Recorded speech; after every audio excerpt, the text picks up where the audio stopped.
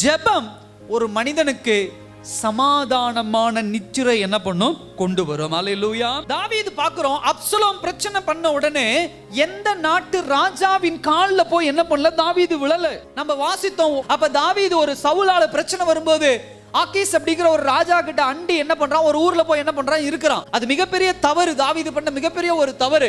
சவுல் கொடுக்கிற உபத்திரவம் தாங்க முடியல, எங்க செத்து போயிருவோமோ, எங்க நம்மள கொலை பண்ணிடுவானோ, இன்னொரு ராஜா கிட்ட போய் தங்கி ஒரு ஊரை குடுறான்னு சொல்லி அவங்ககிட்ட வாங்கி அங்க போய் என்ன பண்ணா? குடி இருந்தவன் தான் இந்த தாவீது. ஆனா அதை தவறு என்று உணர்ந்த பிறகு இங்க நம்ம பார்க்கிறோம் 4ஆம் அதிகாரத்துல சங்கீதத்துல அப்சலோம் பிரச்சனை பண்ண உடனே தாவீது இன்னொரு ராஜாவின் இடத்துல போய் கையை நீட்டி கெஞ்சல, எனக்கு இடம் கொடுடா, என் பையன் என்ன கொலை செய்ய வகை தேடுறான், எனக்கு சப்போர்ட் பண்ணு, எனக்கு உதவி பண்ணுன்னு கேட்கல. அவன் எங்க போறான்?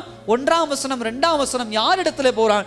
தேவனிடத்துல போறான். ஹல்லேலூயா. சகோதர சகோதரி, நம்முடைய வாழ்க்கையில இப்படிப்பட்ட நெருக்கங்கள் வரலாம், உபத்திரவங்கள் வரலாம், பாடுகள் வரலாம். அப்படி வரும் பொழுது நம்மளுடைய ஃபர்ஸ்ட் பிரிஃபரன்ஸ், நாம் முதலாவது தேடி போகிற இடம் எது என்பதுதான் நாம் சமாதானத்தோடு வாழ்வதற்கு அல்லது சமாதானத்தோடு தூங்குவதற்கு உண்டான அடிப்படையின் ஆதாரம். பிரச்சனை வந்த உடனே இன்னொரு மனுஷனையோ இன்னொரு உலகத்தையோ இன்னும் ஒருவரையோ தேடி போய் நாடுவது அல்ல. ஜெபம் மாத்திரம்தான் பிரச்சனைகளுக்கு உண்டான ஒரே ஒரு சொல்யூஷன், ஒரே ஒரு காரியம். ஆண்டவர் சொல்ற வார்த்தை இதுதான், என்னிடத்துல கேளுங்கள், தேடுங்கள், தட்டுங்கள்.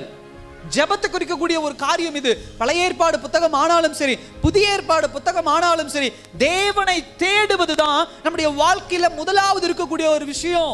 அதனாலதான் அதிகாலையில தேவனை தேடுங்க அப்படிங்கிறோம். அதனாலதான் வாரத்தின் முதல் நாள் ஆலயத்துக்கு வாங்க அப்படிங்கிறோம். நம்ம முதல் இடத்தை யாருக்கு கொடுக்கிறோம் அதுதான் ரொம்ப முக்கியம். நீங்க முதல் இடத்தை உங்களுக்கென்று கிரகித்து வைத்துக் கொள்ளும் போது, முதல் காரியத்தை உங்களுக்கென்று வைத்துக் கொள்ளும் போதுதான் பல்வேறு பிரச்சனைகளை என்ன பண்றீங்க? உங்களுடைய வாழ்க்கையில சந்திக்கிறீங்க.